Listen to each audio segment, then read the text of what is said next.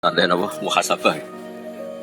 Muhasabah itu kalau di Jawa maknani itu ngoreksi diri sendiri. Jadi menghitung diri sendiri. Ini pas bidang yang saya tekuni tadi karena Habib Ahmad yang minta kemarin sama ibu siapa dari Indonesian Power itu. Ibu Lia, saya turutin sekaligus saya sambil belajar terus tentang muhasabah. Dalam konteks Indonesia, muhasabah itu sudah jadi perilaku ya. Karena dulu orang tua saya, guru-guru saya kalau ngandani itu, bayangkan kalau kamu jadi dia.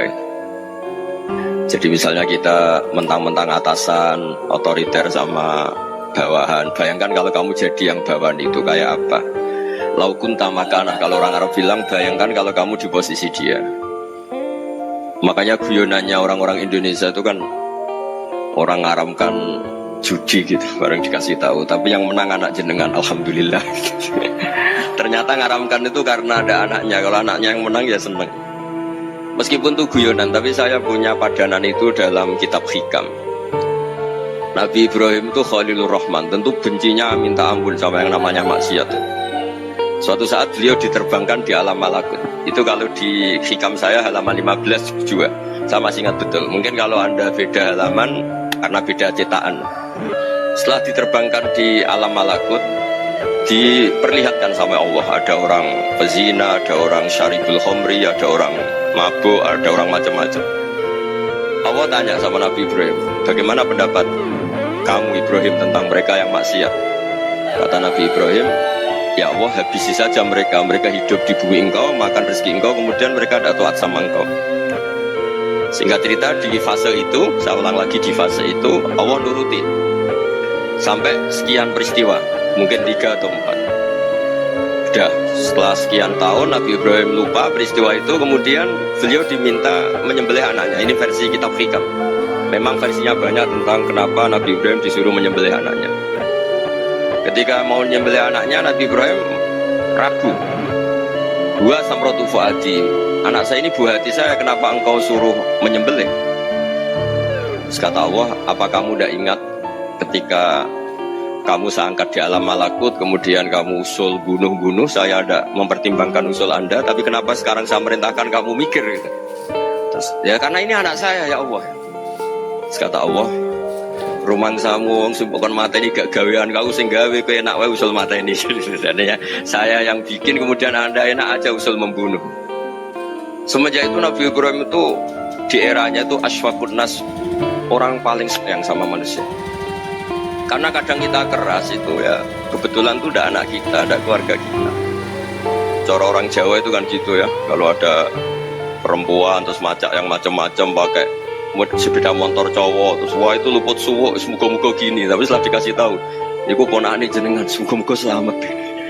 Jadi jangan-jangan kemarin Ahlil Ma'asi itu kebetulan tuh tidak keluarga kita. Kalau keluarga kita pernah salah pada kita, semangat kita mintakan maaf. Jangan-jangan kita didikte hukum sosial gitu. Jadi orang yang salah kebetulan tuh orang yang menservis kita, atau keluarga kita, atau orang dekat kita. Jangan-jangan semangat kita mintakan ampun. Tapi kalau sama orang lain kebetulan musuh kita semangatnya minta itu kena adab. Nah ini yang nggak boleh dalam Islam. Islam mengajarkan niru Rasulullah SAW, Nabi itu rahmatal lil alam. Bahkan kemarin saya ngaji virtual sama beberapa habaib. Ada Habib Ali Al-Jufri dari Mesir, ada Habib Alwi dari Kuitang, ada Habib Nabil Al-Musawa. Dari sekian habaib itu saya masih ingat diantaranya yang didawuhkan rahmatan lil alamin itu ketika Nabi adahu kaumuh, disakiti oleh kaumnya, dan itu mereka masih kafir semua. Itu mereka dapat doanya Nabi, Allah mahdi qaumi fa innahum la ya'lamun. Kayak apa baiknya Nabi, orang yang menyakiti, yang melukai ya. Tapi Nabi masih berdoa, Allah mahdi qaumi fa innahum la ya'lamun. Sayyidina Umar dapat doanya Nabi itu ya khina kana kafiran, ketika masih kafir didoakan, Allahumma izzal Islam bi Umar. Itu ketika masih kafir. Itu pelajaran bagi kita bahwa yang sedang tidak cocok pun itu berdapat doa kita.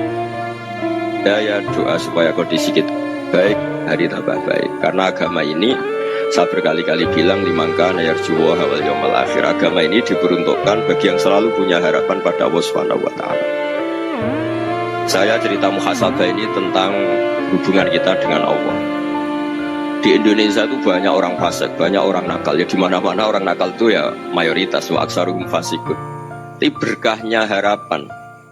Mungkin saya kira nakal sok benda, mungkin saya kira sholat sok ben sholat, mungkin sekarang belum sakho, belum dermawan, suatu saat dermawan. Barokahnya itu kefasikan ini dianggap sementara. Sedang fasik, sedang tidak benar. Karena kiai-kiai kita, para guru-guru kita, para habaib utamanya itu mesti bilang semoga husnul khotimah. Nah barokahnya doa itu semoga husnul khotimah itu menjadikan satu pola sosial. Yang sedang fasik ini masih diharapkan jadi lebih baik, jadi lebih. Sehingga kita tidak ngambil sikap ekstrim yang ingin menghabisi atau ingin mengadili, tidak. Karena selalu kita punya harapan. Dan agama ini limangka yarjuwa wal yaumil akhir. Bayangkan dulu kalau yang nakal itu anak kamu. Pasti kamu gak ingin kan langsung dapat azab, dapat apa. Padahal kita semua jadi tokoh ini abul kulli, bapak dari semuanya. Sehingga ketika Rasulullah SAW jalan-jalan kemudian melihat perempuan sedang menyalakan api. Kalau apinya mati ditiup, anaknya dijauhkan. Nanti kalau sudah jauh dari api, anaknya digendong lagi.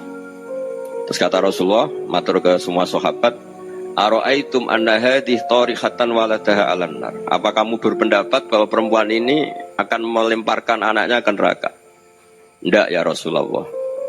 Tidak akan seorang ibu melemparkan anaknya ke api. Terus kata Rasulullah, Allahu arhamu min hadih biwaladiha. Allah lebih rahman, lebih rahim dibanding orang tua ini kepada anaknya. Ini yang harus kita kenalkan terus, kita kampanyakan terus. Supaya orang hubungannya dengan Allah itu nyaman, asik.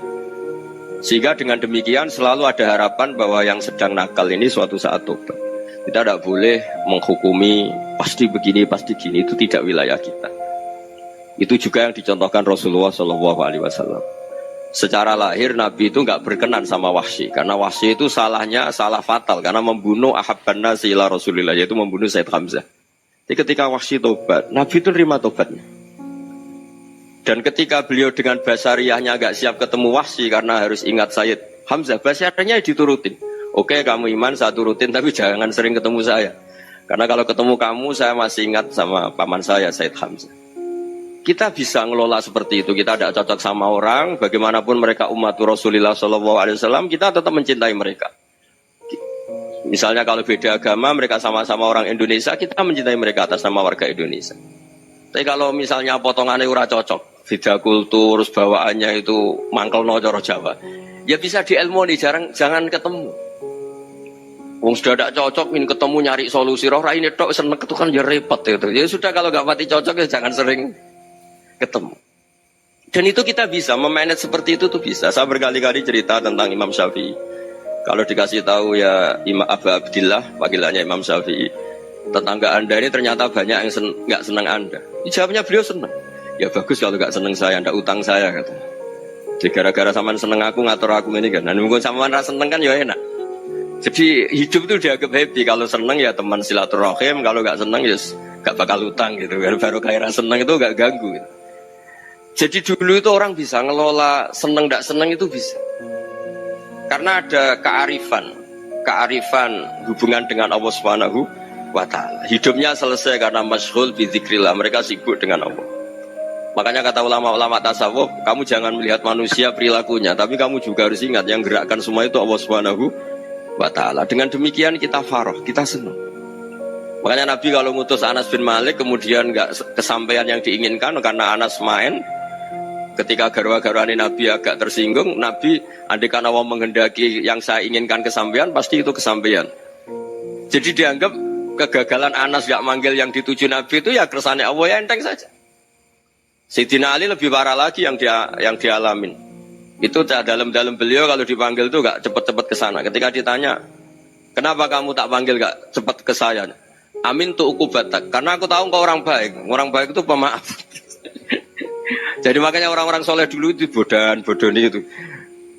Makanya sekarang kalau ada orang bodoni itu mesti bidik orang soleh. Kalau orang-orang soleh itu kakean husnudzon lagi sering dibodonin. Abdullah bin Umar itu masyhur itu. Kalau ada budaknya sering sholat, sergap sholat itu dimerdekakan. Akhirnya nggak sholat pun pura-pura sholat. Akhirnya juga dimerdekakan. Ketika ditanya, kenapa engkau merdekakan? Padahal mereka sholatnya menipu engkau, kata pembisik-pembisik itu. Man khoda'ana lillah in khoda'na lah. Dia nipu atas nama Allah, berarti saat tertipu juga atas nama Allah. Gak masalah dong, semuanya demi Allah Subhanahu wa ta'ala. Jadi ketika kita ketemu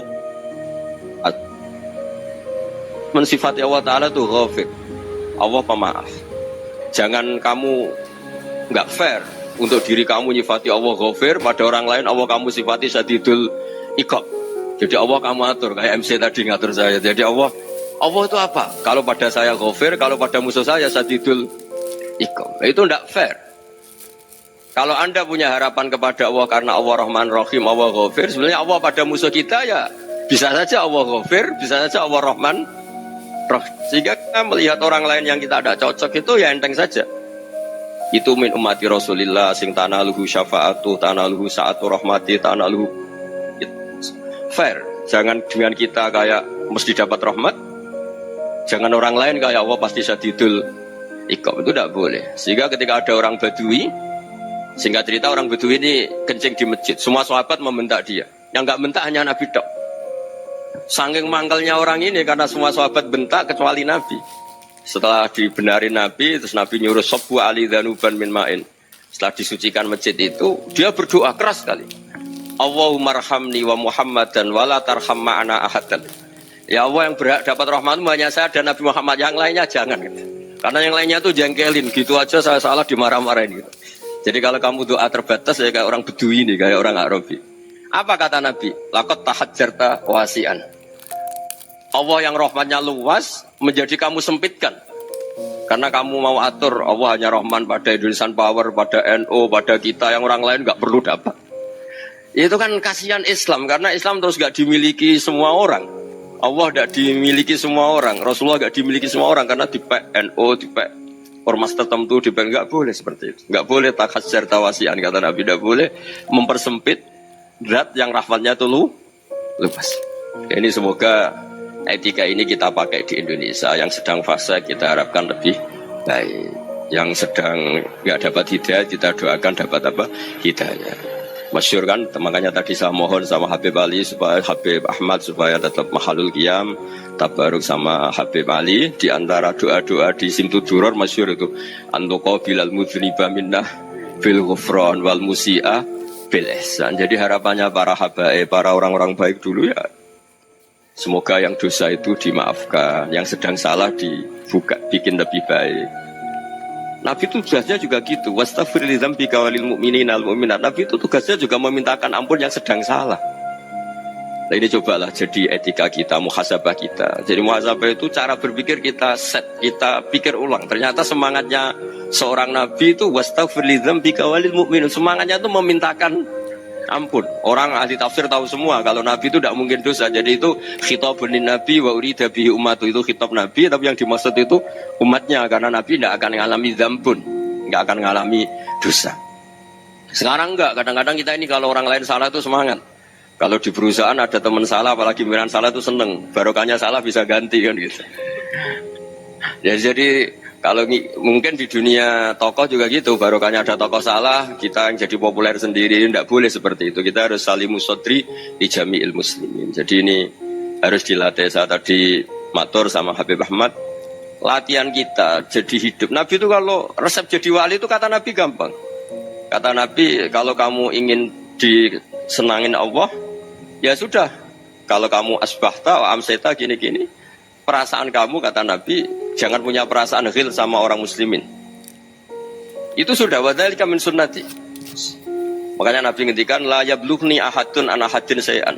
Ada yang baca la yuballighni ahadun an ahadin syai'an. Seseorang jangan melaporkan ke saya tentang salahnya yang lain. Fa inni akhruju ilaikum wa ana salimus sadri. Karena saya ingin ketemu sampean semua dalam keadaan salimus sadri, tidak punya perasaan apa-apa. Karena kalau nurutin pembisik, nurutin informasi itu ya repot, karena orang pasti sepihak. Ada kiai yang top, datang ke kampung-kampung ning desa-desa, kata yang seneng itu punya akhlak. Wah itu bagus orang besar datang ke kampung-kampung. Kata yang nggak seneng, Oh itu jobnya kiai kecil kok diambil, itu kan ya kasihan itu kan sudut pandang. Makanya saya sering bilang akal kita ini cukup untuk mentasdik Rasulullah Shallallahu Alaihi Wasallam. Meskipun perasaan kita kadang orang Jawa itu beda.